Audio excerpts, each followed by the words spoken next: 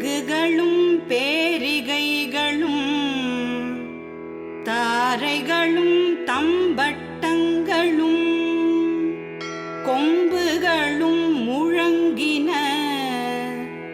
சத்தம் எங்கும் எதிரொலித்தது.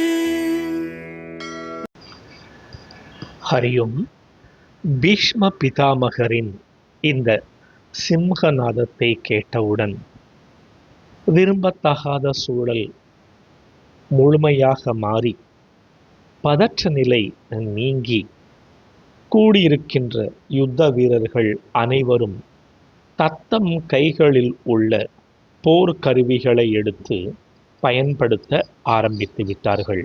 ஆம், சங்குகள், பேரிகைகள், தாரை தப்பட்டைகள், பறைகள், ஊது கொம்புகள் என்று யுத்த களத்தின் அந்த இசை கருவிகளின் மூலமாக தங்களின் சார்பாக ஒலியை எழுப்ப துவங்கிவிட்டார்கள்.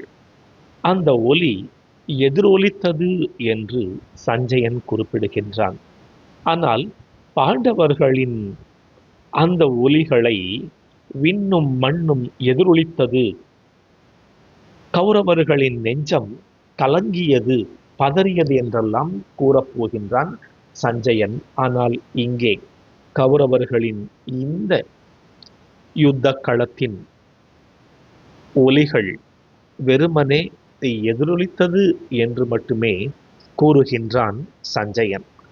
இதிலிருந்து சஞ்சயன் மனமானது கௌரவர்களின் இந்த நேர்மையற்ற அதர்மமான யுத்தத்தை விரும்பவில்லை என்று புரிகிறது. மேலும் தொடர்கின்றார். ஹரி ஓம்.